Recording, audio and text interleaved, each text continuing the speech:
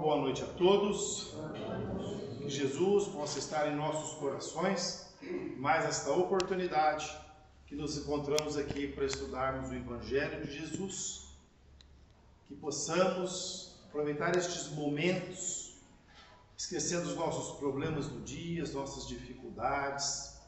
Eu costumo dizer, de corpo físico nós já estamos presentes, mas que nós possamos estar aqui presentes de corpo e alma.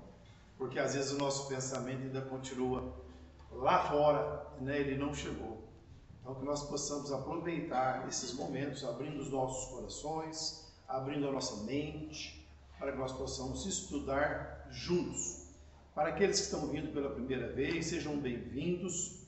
Vamos estudar o Evangelho, né? E nós ficamos muito felizes que possam continuar conosco.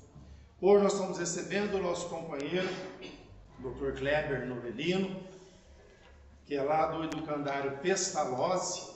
É a primeira vez, então que o senhor esteja bastante à vontade, seja bem-vindo à nossa casa, que possa voltar, né, outras oportunidades. E ele vai trazer o tema para nós, Eurípides, o Educador.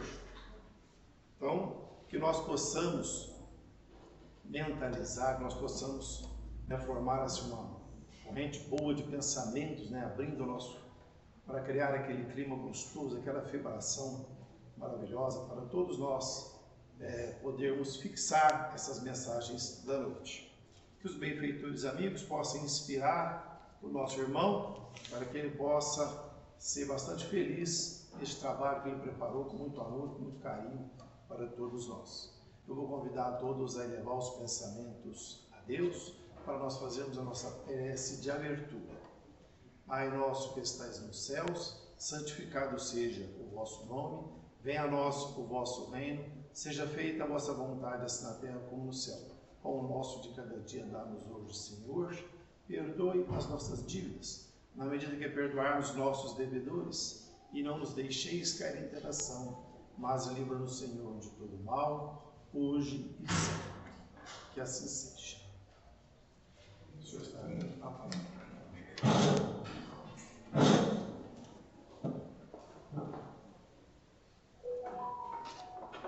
Caros amigos e irmãos, é uma alegria muito grande estar aqui junto conosco hoje, conhecendo mais de perto esta casa. Já nos sentimos em casa, né? Sente a gente clima muito propício espiritualmente. Então, ficamos muito felizes com o convite. Por isso, Dona Val, espero poder voltar mais vezes. Né? Uma satisfação para nós. Hoje nós vamos falar sobre um grande espírito que viveu aqui perto da nossa Franca, em Sacramento, Minas Gerais. Eurípides Barçanufo. E Eurípides é conhecido não só em Sacramento, em Franca, em toda a região, em todo o estado, em todo o Brasil, inclusive alguns países fora do Brasil, de pessoas que o admiravam, que trabalharam, que as pessoas continuam admirando até hoje, que fundaram centros espíritas, lares de idosos, aqui em Franca nós temos um lar de idosos, com o nome de Eurípides Barçanufo, escolas. Eu tive a oportunidade de uma vez fazer uma palestra numa escola em Goiânia, que se chamava Ginásio Eurípides Barçanufo. Em vários lugares do país se reverenciam Eurípides.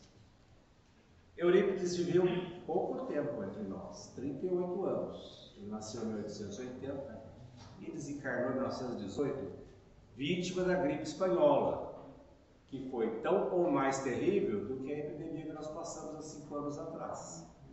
Conta-se que estava terminando a Primeira Grande Guerra Mundial quando começou a gripe espanhola. E a gripe matou mais gente do que a própria guerra, que durou 4 a 5 anos. E Eurípides foi uma das vítimas da gripe espanhola. Mas qual é a característica dessa grande figura reverenciada por todos nós? Ele foi um grande médium, tinha várias qualidades mediúnicas. Ele foi um político atuante da sua cidade, ele foi vereador. e tinha uma ética profunda. Imagina, ele foi vereador e foi eleito para 4 anos. E naquela época, não sei por que razão, o governo resolveu dar mais 2 anos para aqueles mandatos.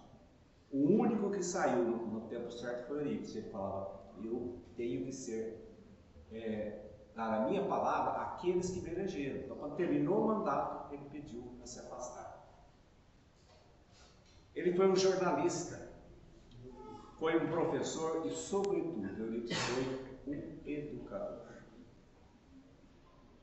De família simples, eles eram no início muito pobres. Os pais tiveram 15 filhos, criaram 14, Eurípides foi o 3º filho. E as primeiras letras ele aprendeu com o próprio pai. Mais adiante chegou em Sacramento o chamado professor Miranda, que foi um ex-aluno do Colégio Caraça, que fica em Minas Gerais, muito famoso naquela época, de uns padres portugueses que tinham uma educação muito primorosa. E esse professor Miranda foi morar em Sacramento e montou um colégio, que era chamado Colégio Miranda. E Eurípides foi aluno do Colégio Miranda. Teve outros professores, mas, sobretudo, ele foi um autodidata. Ele estudava sozinho, né? Então aprendeu muito sozinho. E depois ele começou a cuidar da educação dos próprios irmãos menores. Como ele era um aluno brilhante, ele foi convidado depois para fazer parte do Liceu Sacramentano, onde ele tinha sido o estudante. Então, ele foi um dos professores do Liceu Sacramentano. E ele tinha, desde muito cedo, preocupação com as pessoas mais pobres, né? Desempenhando trabalhos em benefício das pessoas mais necessitadas. Eurípides era profundamente religioso, de família católica, desde tenra idade ele frequentava a igreja, ele foi coroinha, foi muito amigo dos padres lá de Sacramento e foi o fundador da Irmandade de São Vicente de Paulo, ali na cidade de Sacramento. Como ele era muito amigo dos padres, e naquela época não se dava a Bíblia para qualquer um, era só os religiosos, as pessoas muito selecionadas que recebiam o livro sagrado, a igreja não deixava difundir. Mas o padre resolveu dar uma Bíblia para Eurípides Barçanufo. Ele leu, principalmente o Novo Testamento, que são os Evangelhos, ficou encantado com aquilo que leu, mas teve muita dificuldade de entender e aceitar o sermão, chamado Sermão do Dentro da Montanha, que são as bem-aventuranças. Ele via das pessoas pobres, com dificuldades, porque a pessoa é bem-aventurada, né? Ele não conseguia entender isso. Procurou o padre, aí o padre falou, Eurípides, tem coisas que são mistérios, então nós temos como saber, temos que aceitar. Aí ficou aquela dúvida, Eurípides. Ele tinha um tio, que era chamado Senhor Mariano, irmão de sua mãe, que morava no arrabal ali perto de Sacramento, que chama Santa Maria, que existe até hoje. Uma fazenda que tinha algumas casas. E ali em Santa Maria, no final do século XIX, começaram a aparecer vários fenômenos físicos. E ali, então, eles tiveram alguma orientação e eles fundaram um centro espírita lá em Santa Maria. E o senhor Mariano ia a Sacramento, contava dos casos, ali para Eurípides, eles dormiam no mesmo quarto quando ele visitava Eurípides. E Eurípides falou, meu tio, essas coisas você está mexendo, não entendo disso. Começou a fazer várias perguntas para o senhor Mariano. O senhor Mariano era uma pessoa rústica, da fazenda. Dentro do possível, ele procurou responder aos questionamentos de Eurípides, mas não conseguia ir muito longe. E um dia, o senhor Mariano leva Eurípides um livro e fala, olha, eu não consigo responder perfeitamente, mas esse livro vai te ajudar. Esse livro era Depois da Morte, de Leon Denis. Eurípides leu o livro numa noite. Numa noite ele leu o livro inteiro, ficou encantado com aquilo que ele recebeu e as ideias que eles tinham, que são as ideias espíritas, que o Leon Denis sabe colocar muito bem. Mas eu não entendia muito esse negócio de mediunidade, de falar com os mortos, ele tinha uma certa dificuldade. Lá na Santa Maria é tudo muito simples, os médiuns ali não sabem nem escrever, né?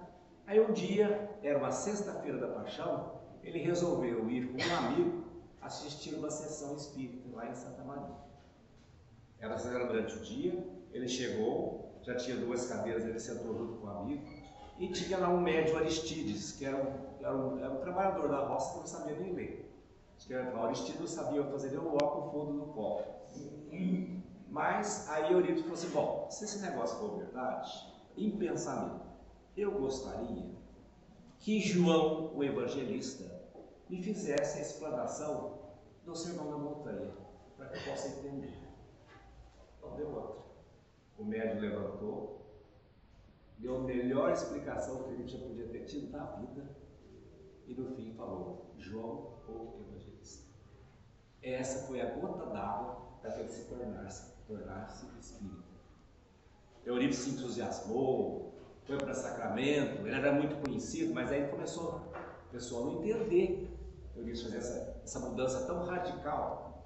Ele foi até os padres e contou isso tudo, falou, vai ter hoje para que eu sou espírita, eu não posso mais participar da São Vicente de Paulo, que não fica bem, mas eu estou aqui à disposição. Mas não foi entendido pelos seus familiares, nem pela sua mãe, pelo seu pai, pelos seus irmãos. E ele começou, ainda como professor do Liceu Sacramentano, querer falar espiritismo nas salas de aula. O que aconteceu? Os alunos foram saindo, os professores foram se afastando, e ele ficou um dia sozinho. Diz que nessa época ele ficou tão entusiasmado que ele saía pelo lado do Sacramento com o Evangelho segundo o Espiritismo, falando alto, né? A pessoa não entendeu, já que ele estava louco.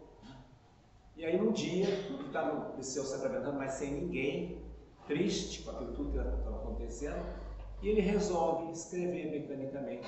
Sentiu uma inspiração e ele resolve escrever mecanicamente uma mensagem. E então essa mensagem dizia o seguinte: Eurípides, abra uma nova escola. Tire esse nome Liceu Sacramentano, que ainda tem muito da vaidade e do orgulho do mundo. Põe o nome de Colégio Allan Kardec. Ali dê aulas de astronomia. E todas as quartas-feiras dê aulas do Evangelho do meu filho.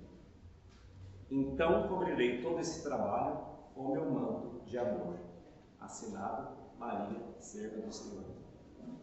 Eurípides começa então o seu trabalho. Ele já tinha, quando ele se converteu ao Espiritismo, logo depois, a mãe foi conversar com ele, porque o pai pediu a mãe para conversar com ele, isso não está certo. Ela foi com ele, seu pai não aceita que você faz isso. E ele conversa com a mãe, dá uma explicação tão profunda que ela sai de lá e fala, eu também sou espírita. E aí toda a família começa a se tornar espírita em relação ao trabalho de Eurípides. Funda o chamado Grupo Espírita Esperança e Caridade, que era um grupo de estudos, um grupo de mediunidade, que tinham reuniões lá em Sacramento. Cria uma farmácia espírita, farmácia Esperança e Caridade. Ali Eurípides, como médium, ele recebia com intuição de Adolfo Bezerra de Menezes várias receitas, né? Principalmente de homeopatia na época, né? Essa farmácia cresceu muito, esse trabalho foi para o Brasil inteiro, ele recebia cartas do Brasil inteiro pedindo medicação, e isso era mandado. E depois que ele ouviu essa carta de Maria, o incentivando a montar uma escola, ele funda o Colégio Allan Kardec, no dia 31 de janeiro de 1907. E esse colégio esteve nas mãos de Eurípides até 1918, quando da desencarnação, como eu disse, da gripe espanhola. Vamos falar as características dessa escola fundada pelo Colégio Allan Kardec. Muito parecida essa escola com a experiência em filosofia do educador suíço João Henrique Pestalozzi, 100 anos antes, que foi uma revolução na educação na Europa, a educação de Pestalozzi. Eurípides não conheceu Pestalozzi, né? Mas o que ele colocou em Sacramento era muito parecido com o que Pestalozzi tinha realizado na Suíça 100 anos antes. Ali existiam os cursos chamados primário, o elementar, o médio e superior. Eurípides era o professor do curso superior. Alguns irmãos e outras pessoas davam as aulas no curso primário e no curso elementar ou médio. Havia professores e alunos negros, isso muito pouco depois da libertação dos escravos para ele. Não tinha nem 20 anos, e ali ele já tinha professores e alunos negros convivendo com todo mundo na mesma posição. Lições teóricas e práticas de astronomia, como a Maria já tinha orientado de aulas de astronomia. Então, Eurípides Pestalozzi começou a estudar astronomia, pegou um livro de astronomia popular do grande astrônomo Camille Flammarion lá francês, estudou, fazia apostilas para os seus alunos e dava aula de astronomia. E ele adquiriu até uma pequena luneta que à noite ele levava os alunos a conhecer as estrelas, constelações. Então era não só teórica, era uma vivência de tudo isso. E esses recursos práticos também, ele levava ao aprendizado tanto da botânica, que são as vegetais, como da zoologia, que é o estudo dos animais. Exigia de seus alunos sempre o porquê de tudo, não podia decorar, tinha que saber o porquê que estava sabendo de tudo. Nunca deixava dúvida no cérebro de seus educandos. Fazia um estudo profundo da língua portuguesa e francesa, naquela época, era muito mal, hoje é inglês, naquela época que falava verdade era francês. Eu digo que estudou francês, era um excelente professor e os alunos aprendiam tanto português como francês. E vários dos seus alunos depois, os alunos tinham uma característica, escreviam muito bem, falavam muito bem, corretamente, tudo que eles tinham aprendido ali junto com Eurípides. O aluno era respeitado, o mestre conhecia-lhes as faculdades racionais, as percepções, as ideias e hábitos e reações condicionadas. Isso vinha estreitar o relacionamento entre o professor e seus discípulos, criando entre eles um laço de mútua confiança. Nós falamos de verdadeiro amor por Eurípides, né? Criação de classes mistas. Hoje a gente acha normal, mas naquela época misturar menino com menino era uma coisa absurda. E as classes eram mistas. E quando ele começou, ele começou numa casa lá, era mais com salas pequenas, aí um dos pais das meninas falou: Eurípides, eu não vou tirar minhas filhas daqui, mas eu vou fazer o seguinte, eu vou reformar a escola para você e tornar essas salas maiores, para que fique mais à vontade os meninos e meninas. E ele fez isso mesmo, né? Claro, e a escola cresceu. Eurípides tinha adquirido uma vasta área ali que pertencia ao seu pai. E ali ele contava com um bom número de árvores frutíferas, construiu um pequeno jardim onde se apreciavam flores de várias espécies. Ali Eurípides tinha à sua disposição um laboratório ao vivo, né? Cujos elementos naturais forneciam consideráveis recursos para as suas aulas ao vivo. A observação ao vivo das plantas era um dos pontos altos do processo didático de Eurípides. Ele pegava uma folha, ele dava os detalhes de cada folha, ele se entusiasmava com aquilo que ele estava vendo e passava isso para os seus alunos. Dissecção de animais, objetivando o estudo dos sistemas funcionais, também fazia parte do seu método aplicado. E as aulas de Evangelho às quartas-feiras, como ele tinha recebido essa orientação de Maria. Toda quarta-feira reunia toda a escola e era Eurípides que dava as aulas às quartas-feiras. E eu sei disso porque meu pai me contava como aluno de lá como é que era essa aula de quarta-feiras. Que ao meio-dia era iniciado com uma prece, sempre se lia uma página do Evangelho segundo o Espiritismo, e nos últimos 3 anos é interessante que Eurípides só lia o primeiro capítulo do Evangelho segundo o Espiritismo. E nós vendo o primeiro capítulo, ele dá uma ideia perfeita da doutrina espírita, como ela vem lá de Moisés, depois passa pelo Cristo, depois vai chegar até as funções da doutrina espírita. E Eurípides sempre batia nisso. Depois que era feita a leitura, Eurípides fazia uma explanação sobre algum tema para os meninos. Eu lembro que meu pai falava, ele falava sobre a virgindade de Maria, falava sobre a alma dos animais, um tema, ele escolhia um tempo longo. Aí depois os meninos tinham um recreio, aí voltavam, na volta era aquele tipo de combate, que era? Chamava sempre um menino e uma menina para um discutir com o outro e fazer perguntas sobre o tema que ele tinha lido anteriormente.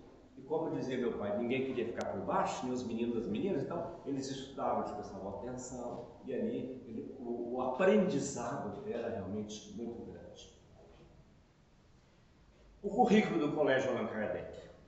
A promoção de um aluno podia fazer-se mesmo no mesmo semestre, segundo o aproveitamento registrado do aluno. Se ele fosse muito bem, não precisava esperar os exames, ele podia passar para um curso mais superior.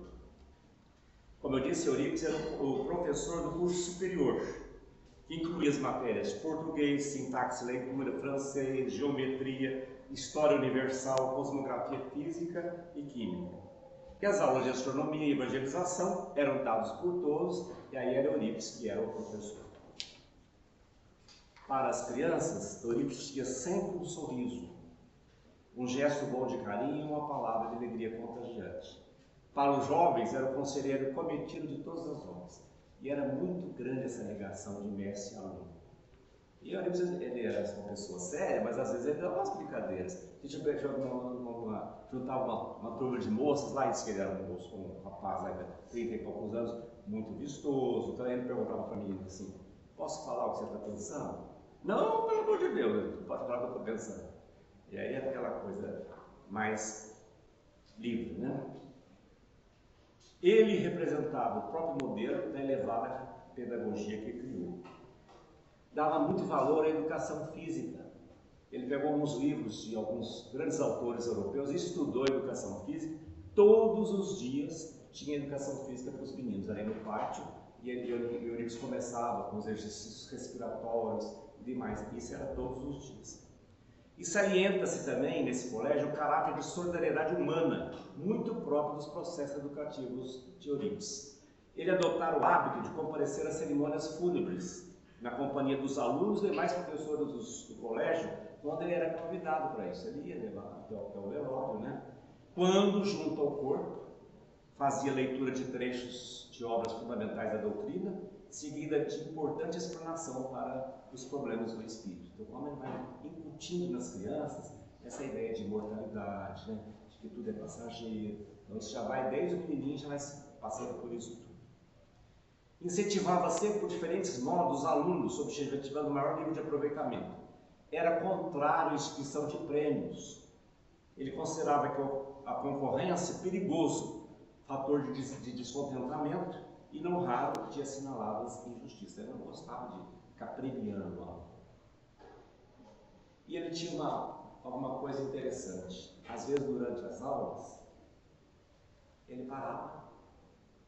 Os olhos voltavam para trás, e os alunos sabem que ele estava viajando. E todo mundo respeitava e prestava atenção. Logo depois ele voltava e contava o que ele tinha assistido. Agora, por exemplo, na época da Primeira Grande Guerra Mundial, ele falava: nossa, os espíritos me levaram para ver uma batalha lá no campo da França, que coisa horrorosa. Eu descrevia o que tinha acontecido. Naquela época não tinha nem rádio. Aí depois de alguns dias, vi o jornal contando que tinha acontecido, a batalha tal, todo aqueles detalhes. Ele era muito procurado para assistência, para assistir partos. E, apesar de ser médico, ele desenvolveu essa parte muito grande na sua farmácia. E às vezes a pessoa vinha desesperada atrás dele.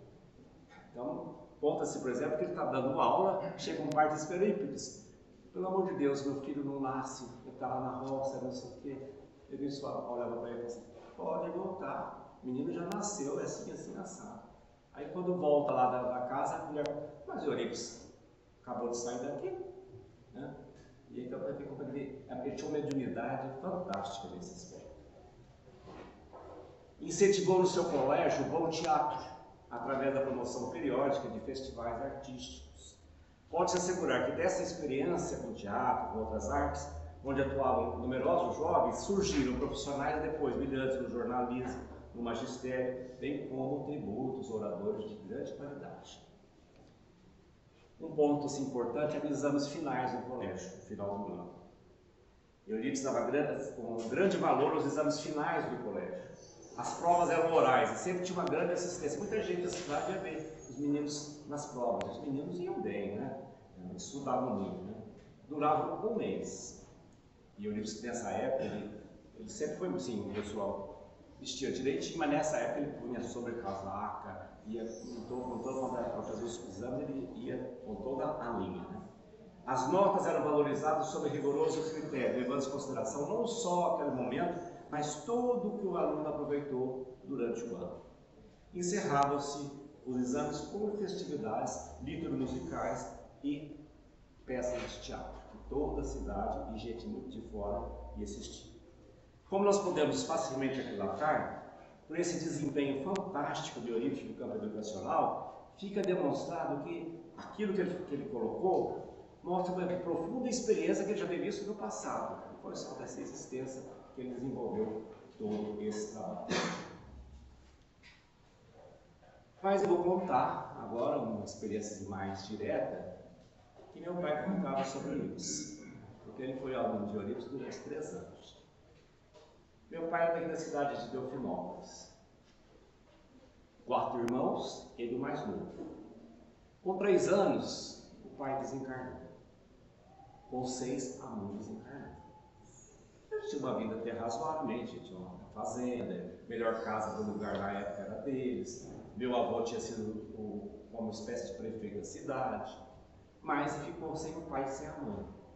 E a mãe, percebendo que ia desencarnar, ela recebia uma revistinha da dona Anália Franco de São Paulo, que tinha fundado várias escolas, vários colégios, vários asilos para órfãos, e ela ficou muito entusiasmada com a experiência da dona Anália, que era espírita. Aí ela pediu ao tio tutor, que era tio dos meninos, que na ausência dela, ela gostaria que os filhos não ficassem lá, que eles fossem para São Paulo estudar para a dona Anália Franco. E isso aconteceu 6 meses depois do desencarne da mãe, os meninos foram levados pelo tio tutor para São Paulo e ficaram ali como órfãos no asilo Anália Franco em São Paulo. 2 irmãs e 2 irmãos. Os 2 irmãos ficaram ali por 5 anos e as irmãs ficaram ali por 10 anos. E quando o tio voltou, depois de 5 anos para buscar os meninos de volta, a dona Anália pediu que deixasse as meninas faziam parte da banda, do teatro ali, e ela andava o estado de São Paulo inteiro, onde tinha trem, ia para poder conseguir recursos para os seus trabalhos educacionais. Então, por isso que as irmãs ficaram ali 10 anos. Voltou para Delfinópolis, ali eles ficaram mais 2 anos estudando com o professor. Aí depois de 2 anos, esse tipo, olha meninos, agora vocês vão para Sacramento estudar com o Eurípides Barçanufo no colégio Allan Kardec. E eles foram. Certo, lá de sair de Sacramento a cavalo, demoraram 2 dias de Sacramento, de Delfinópolis a Sacramento. Chegaram em Sacramento, ele conta direitinho que ele foi se apresentar ao Eurípides e ele estava dando aula. Aí apresentaram, o Eurípides falou: de onde vocês são? Nós somos de Delfinópolis. Ele falou assim: bom, eu nunca fui em Delfinópolis, mas eu já estive espiritualmente lá. E fala assim: não existe na entrada uma árvore enorme de rosa e tal e tal. Tem sempre uns borboletinhos ali. Realmente existe. E foi mais adiante, não tem uma rua, um nome feio, e deu até uma risadinha assim. Os meninos, sim, o que era essa rua? Porque ali, aí eles criavam os corpos, traziam os corpos magos para ver ali na cidade, e os corpos emporcalhavam a rua toda. Então vocês falavam Rua das Fezes de Porco, só que eles falavam o nome popular, né? Então eu lembro que deu uma risadinha, mostrando já a grande mediunidade que o Eurípides tinha. Bom, meninos, vamos ver o que vocês sabem, para ver que classe vocês vão. Aí pôs para meu pai uma regra de 3. Se ele fez a regra de 3 e errou no número. Mas ele disse: ó, o seu raciocínio está certo. Você é o seu irmão. Então vocês vão para a classe superior. Classe superior, ele era professor. E ali eles ficaram 3 anos. Né? Então diz ele: a convivência com Eurípides foram os anos mais importantes da minha vida. Anos que me marcaram para a vida eterna. Aqueles 3 anos que ele ficou com Eurípides foi muito mais importante, porque ele teve depois uma faculdade, das outras escolas. E estes marcaram a vida eterna. Todos os alunos, em geral, participavam das reuniões de grupo espírita à noite. Não era obrigatório, a maioria ia. Né? E ali eles viam várias comunicações de vários espíritos. Né? E às vezes pelo próprio tio dele, o senhor Mariano, que vinha nas reuniões participar. E a doutrinação, ele fazia a doutrinação de espíritos tenebrosos, e quem era o médium ali era o senhor Mariano. Muitos espíritos obsessores, Torquemada, que foi um grande inquisidor, o tal de Donatista. Ele conta que esse Donatista, diz que ele ficava horas conversando com o espírito muito inteligente, muito firme, também o Torquemada, e numa das conversas que ele tem com o Donatista, ele chega a uma argumentação tal que ele consegue convencer o Donatista a realmente se modificar. Torquemada não, Torquemada continuou no mesmo estado. E também, por Eurípides, comunicações de espíritos elevados, tanto do Brasil como dos Estados Unidos, como da Europa. Então ficou muito marcado isso meu pai e os demais alunos. Depois de muito tempo, algumas pessoas comentaram ao meu pai que durante o pátio ali, mais de uma vez a Eurípides mostrou: eu sei que eu tenho uma missão para fazer com esse menino, só que eu não sei se é encarnado ou desencarnado.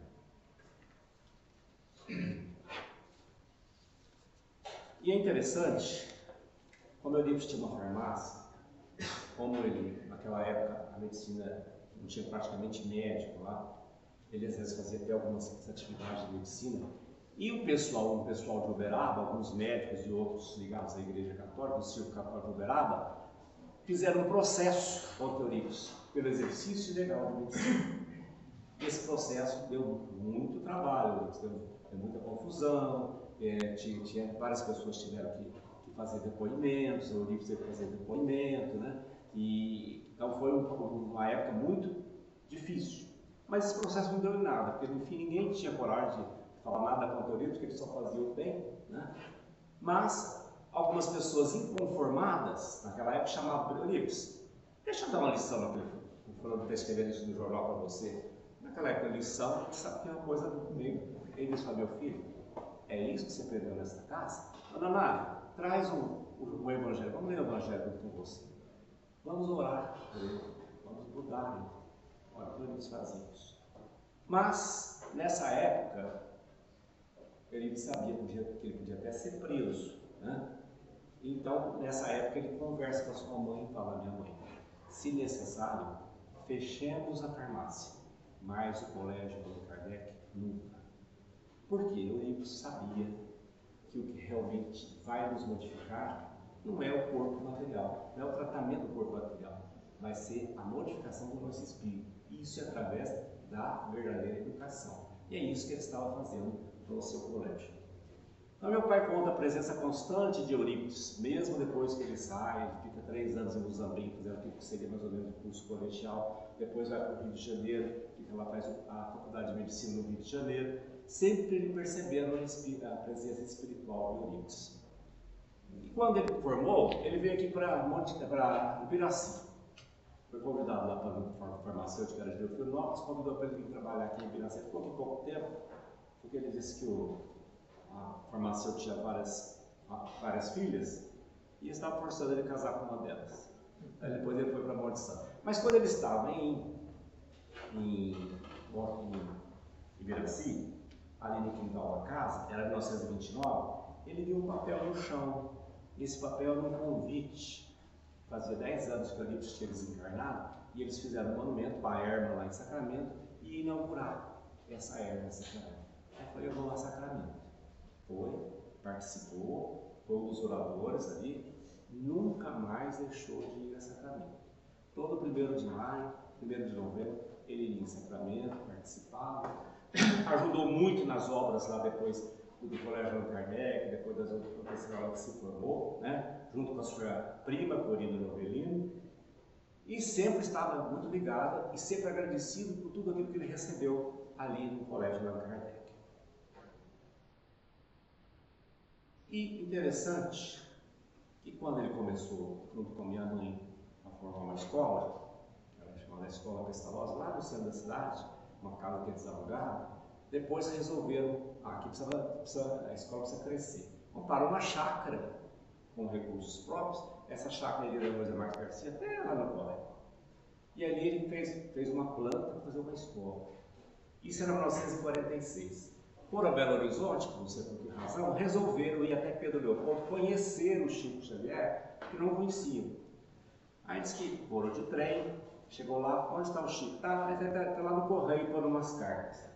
Aí disse que chegou lá e perguntou para a mulher assim, na rua, quem que é o Chico? Ela falou, é aquele lá, mas cuidado com esse homem tem pacto com o diabo. Mas aí foram lá e conversaram com o Chico, se apresentaram, mostraram a planta ali com todo entusiasmo, né? Aí o Chico os convida para participar da reunião à noite no Centro Espírita Luiz Gonzaga. E nessa reunião, ele recebe uma mensagem de Eurípides. Essa mensagem, além de muito bonita, foi uma mensagem que deu muito incentivo ao trabalho deles. E que dizia o seguinte: meu caro Novelino, que Deus te abençoe junto da companheira generosa, conferida de muita paz no desempenho da tarefa. Não preciso referir-me ao passado de algum amigo. Nossas recordações se entrelaçam na mesma saudade e comungamos as mesmas esperanças em Jesus.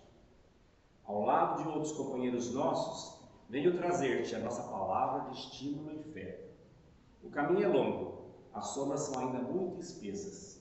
É indispensável muita coragem ao viajor. Não faltam pedradas, espinhos, montes de dor. Mas o rumo, novelino, é o mesmo. É a realização divina com o Altíssimo, cuja inesgotável bondade nos segue de perto os corações. Tem bom ânimo e prossegue. Quantos de nosso grupo de primeira hora descansaram à sombra mentirosa da estrada? Quantos menosprezaram o ensejo santo de testemunhar com Jesus?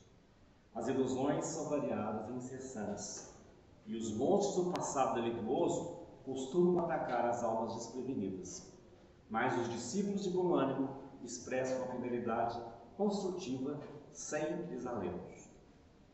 A obra de educação cristã no Espiritismo é imensa, meu amigo, e não poderemos fugir à tarefa confiada às nossas mãos. Prossigamos com o Divino Mestre. Recordemos a cruz do testemunho sublime, porque a nossa experiência não é uma jornada nas planícies da facilidade humana, nem um divertimento nos vales do repouso. É a subida da montanha espiritual pela nossa elevação própria.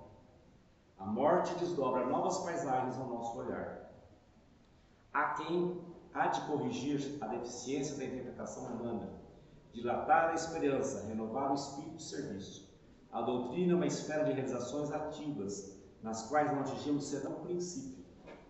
Problemas gigantescos defrontam-nos a possibilidade de edificação, e a nossa capacidade de ação e vigilância é cada vez maior, para que não percamos a sagrada oportunidade de operar com Cristo. Agradeço-te, meu amigo, as alegrias que me tens dado ao coração. Não iniciamos nosso trabalho em perquisições áridas da ciência do mundo, nem estabelecemos compromissos com a investigação doentia da negação sistemática. Encetamos sim a nossa caminhada com a luz do sentimento do Evangelho Redentor.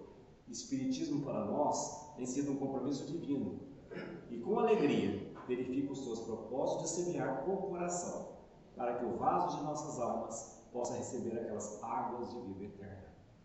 Meu amigo, que Jesus te ilumine o entendimento, guiando-te os passos da santa edificação do bem.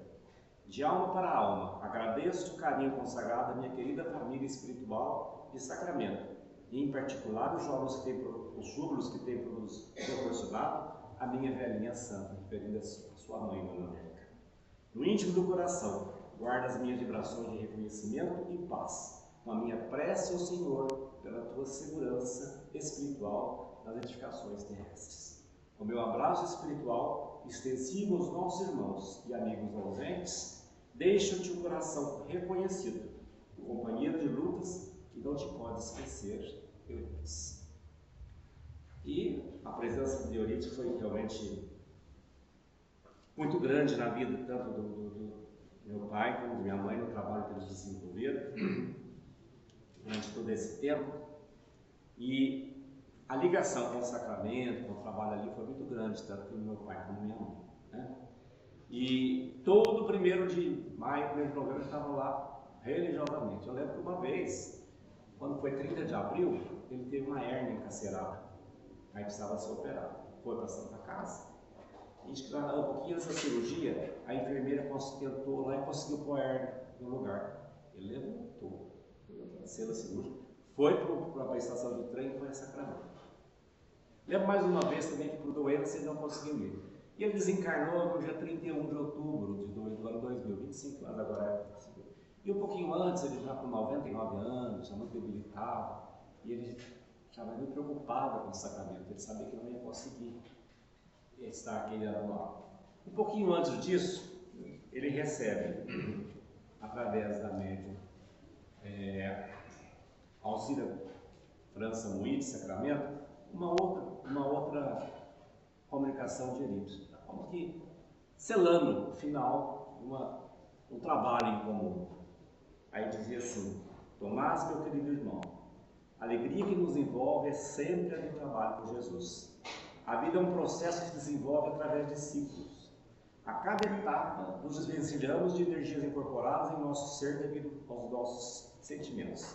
Felizes são todos aqueles que compreenderam a grande lição do trabalho. Minha alegria, meu nobre irmão, é vê-lo belo, cheio de amor, vibrando nos portos sublimes das realizações maiores que seu espírito pode alcançar. A infância lhe pediu um novo caminho, na adolescência o nosso encontro, reencontro feliz. O menino havia compreendido a lição. Por onde estivesse, o seu amor seria grande. Ele estava imantado pelo pensamento do trabalho, do compromisso. Ao lado de nossa cara Aparecida, construiu o seu labor. O pensamento ereto, vibrante, o fez forte como carvalho. Cresceram muito e deixaram a sombra para tantos que dela se abrigaram. Meu irmão, o carvalho não tomba. Mesmo açoitado pela serra, serve e instrumentaliza para tantos. Assim é seu espírito forte e grande. Não tombará. Continuará a instrumentalizar o verdadeiro sentimento que o move. Estou feliz, meu querido irmão. Sua existência brilhante no trabalho me deu a oportunidade de se aproximar de tantos. O instrumento de nosso pensamento avançou, entrelaçado no mesmo jargão do trabalho. Eia, pois, meu querido amigo, a glória do Senhor canta em nosso íntimo. Mais uma vez estarei feliz em recebê-lo em nossa casa. Venha, Tomás, sem receio. As flores do jardim floresceram, aguardando sua chegada.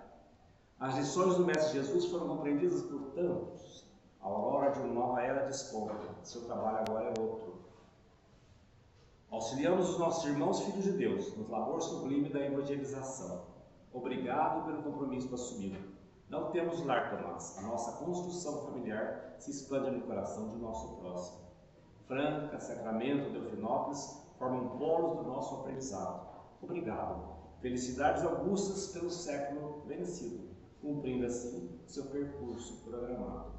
Eia, companheiro, a lição e o exemplo será no compromisso. Persistir perante a luta é a grande conquista dos espíritos que entenderam Jesus. Paz, Eurípides.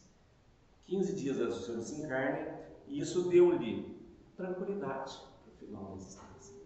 Ele foi desencarnar tranquilamente e se encarnou em 31 de outubro. Foi sepultado no mesmo dia de Eurípides, 1º de novembro, 84 anos depois. Mas o importante é que um aluno, como vários outros alunos de Eurípides, embebidos naquela escola de amor, de exemplo, de dedicação, expandiram o nome de Eurípides, o nome da doutrina espírita, o Evangelho do Cristo para toda a região, para todo o Brasil e até outros países do mundo. Então, nossa gratidão a esse grande espírito, Eurípides Pessoal. Muito obrigado.